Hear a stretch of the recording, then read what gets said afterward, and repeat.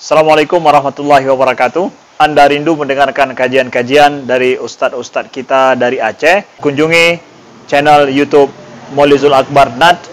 Subscribe, like, share, komen.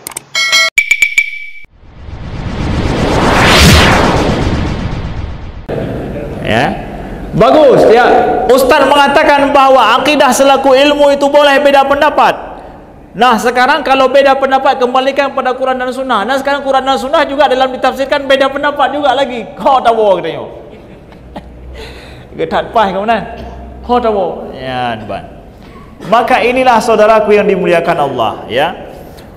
Apa saja kalian beda pendapat kembali kepada Quran dan Sunnah. Nah tapi ada ayat, tapi kan semua ayat Al-Quran beda pendapat para ulama kan. Tapi ada ayat Al-Quran yang jelas tidak ada beda pendapat. Qul huwallahu ahad. Nah beda pendapat? Enggak ada beda pendapat di situ. Ya. Allahu samad, ya. Enggak ada beda pendapat di situ, sudah jelas itu. Ya. Fa'lam annahu la ilaha illallah. Ketahuilah bahwa tidak ada Tuhan selain Allah. Nah beda pendapat? Hana. Ya. Ada di sana ayat-ayat yang beda pendapat. Kenapa beda pendapat? Karena ayat Al-Quran diturunkan dalam bahasa Arab. Dan bahasa Arab dipakai kadang satu kata memiliki lebih daripada satu arti, ya, lebih daripada satu arti.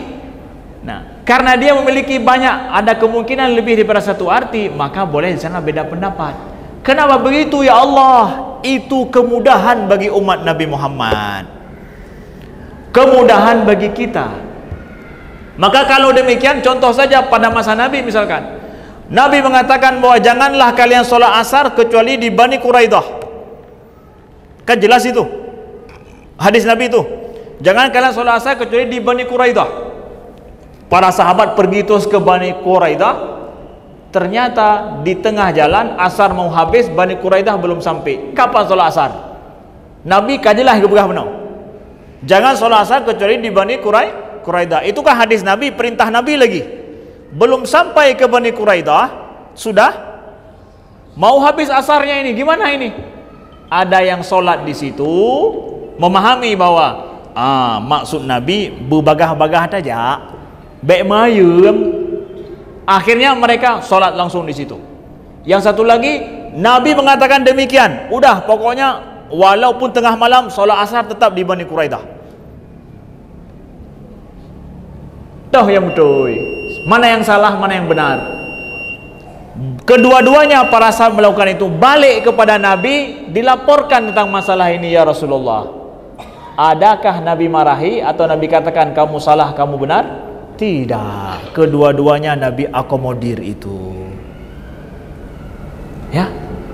Di mana ada tempat-tempat yang memang boleh beda pendapat, berarti di situ kemudahan ijtihad para ulama, bukan untuk mengkafirkan atau mentafsik, mentabdi'. Itu harus kita pahami, ya. Maka oleh karena itu kita ingin mengembalikan ruh keilmuan ini, ruh keilmuan yang memang saling membuka hati, membuatkan kita cerdas. Bukan membuat permusuhan, tapi mendekatkan kita dengan agama, mendekatkan dengan ilmu. Semakin kita luas dalam memandang segala sesuatu dalam agama kita.